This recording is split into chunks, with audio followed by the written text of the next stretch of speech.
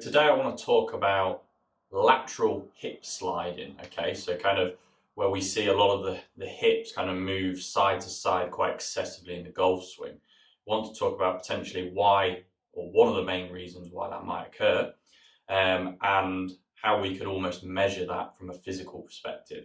So kind of what I mean more from a golf swing point of view is if we're lacking in one of the hips, if we're lacking mobility, specifically what we're going to talk about today is hip internal rotation, for a right-handed golfer, we'll probably see when they take that club away in the backswing, we'll probably see this right hip have less rotation, so that right hip going backwards, and see more of kind of like pushing away. So an exaggerated version would be that kind of motion.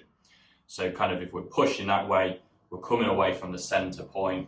And at the top of the backswing, because we've not rotated, the chances are the upper body will either go this way, so kind of almost tilt reverse C, or the opposite way, where it's come a long way off the ball, and obviously making contact with the ball is going to be much harder.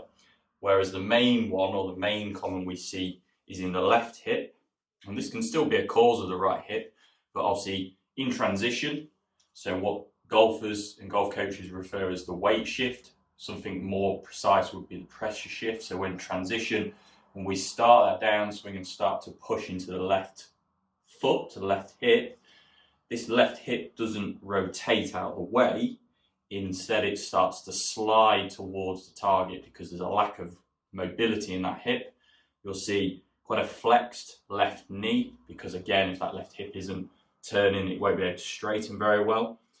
And two things that tends to kind of see as a result, it's a byproduct, it's a compensatory movement, is if that kind of position there, people will try and stay down on it and try and, so there's a lot of kind of fat motions, there's a lot of almost loss of height. Or secondly, the most common one, which links into early extension, is obviously when that starts to go that way, if we're going to still kind of come in quite shallow, we're then going to have to kind of almost lift up out of posture. So we kind of go there. As a result, we have to come here. So a really simple drill and exercise I'm going to give you today is for you at home to measure your hip internal rotation mobility. Now, we want to note to begin with that your hip internal rotation can be limited down to a number of different reasons that isn't just down to a lack of flexibility in general. If you've had a knee or hip operation, naturally you're more likely to be limited in your hip mobility because there's been trauma there, and also your probably range of motion and your natural ability to move through that joint or those series of joints is going to have been affected depending on the type of rehabilitation you've done. We also want to make sure that when we do this exercise, we're actually doing it correctly where we can measure it effectively. But it also might mean that you may lack hip internal rotation and not show these swing characteristics, and vice versa, you may not lack hip internal rotation and show swing characteristics. That's really normal. This isn't my way of saying you lack this, you will do this, like there are some claims out there, but what it can start to show is if there is a physical limitation within your body, the chances are you're going to have worked your golf swing around that motion to make it functional for you. Start on the floor with your feet as wide apart as you can get them.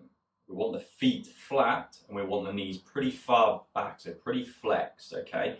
The key is to try and get them as wide apart as you can without having them too straight.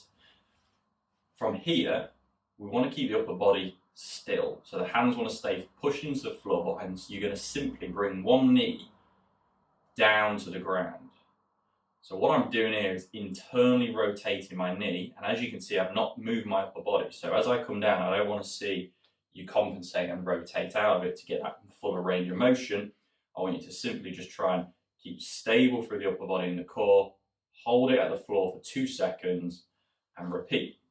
So what we'll most likely to see with some of you is you'll get halfway and it'll feel like you cannot go any further without moving. You'll feel restricted in the hip, quite tight in these sort of areas. This is quite common, so your challenge is to build this up over the coming weeks. So we want you to try and be able to get that extra range of motion as we get more mobile through the hip, and we want to try and feel like we're getting more freedom in there on a consistent basis. So your challenge is to do this every day for the next 3 to 4 weeks. I want you to do 10 repetitions on each side with a 2-second pause at the bottom, 3 times over. Report back to see how you get on.